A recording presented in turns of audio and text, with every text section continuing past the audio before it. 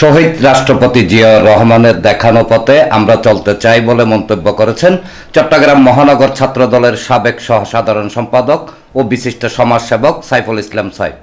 তিনি বলেন, শহীদ জিয়ার আদর্শ বুকে ধারণ করে প্রধানমন্ত্রী তারেক রহমানের আগামীর বাংলাদেশ বিনির্মাণে সবাইকে কাজ করে যেতে হবে। খুশির কথা দুঃখের কথা বলতে পারেন। শহীদ জিয়াউর রহমানের যখন 42তম মৃত্যুবার্ষিকী ছিল, ওই সময় আমিও এসে মাজারে ফুল দিতে আসছিলাম মহানগর ছাত্রদলের পক্ষ থেকে। এসে দেখলাম কোনো যানজট নাই, কোনো হাইস নাই, কোনো মাইক্রো নাই, কোনো পাইচারো নাই, কোনো বাস নাই, কোনো ধরনের যানজট নেই। এমনকি ওনার কবরস্থানটা গাছের পাতায় ভরা ছিল, কেউ একটু পরিষ্কার বন্ধ করে নাই।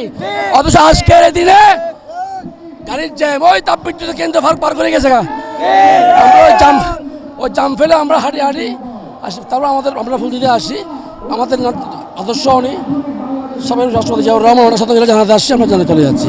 শনিবার সকালে মহান স্বাধীনতার ঘোষক শহীদ রাষ্ট্রপতি জিয়াউর রহমানের ৪৫তম শাহাদাত বার্ষিকী উপলক্ষে চট্টগ্রামের রাঙ্গুনিয়ায় শহীদ রাষ্ট্রপতি জিয়াউর রহমানের প্রথম সমাধিতে শ্রদ্ধাঞ্জলি অর্পণকালে ছাত্রনেতা সাইফুল ইসলাম সাইফ এসব কথা বলেন।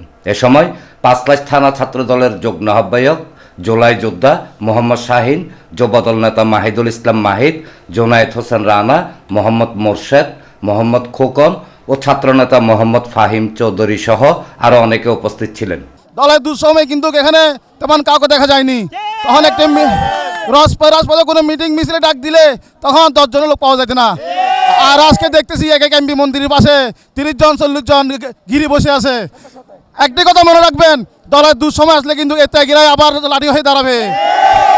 যে হাইব্রিডগুলো বিগত দিনে আওয়ামী লীগের সাথে লিয়াজু রেখে ব্যবসা বাণিজ্য করেছে, বাসায় ঘুমিয়েছে, এখনও বাসায় ঘুমাচ্ছে, তারা কিন্তু দলের দুঃসময় থাকবে না। তারা আবারও শহরে যারা সাথে মিলেমিশে একাকার হয়ে বিএনপির বিরুদ্ধে কিন্তু আবার স্লোগান ধরবে। আমি দলের হাইকমান্ড বলতে চাই, ত্যাগীদেরকে মূল্যায়ন করুন, ত্যাগীদের ভালোবাসুন, আপনাদের পাশে রাখুন, এটাই আমার আপনাদের কাছে অনুরোধ। এনামুল হক লিটন, প্রগতি 24 টিভি।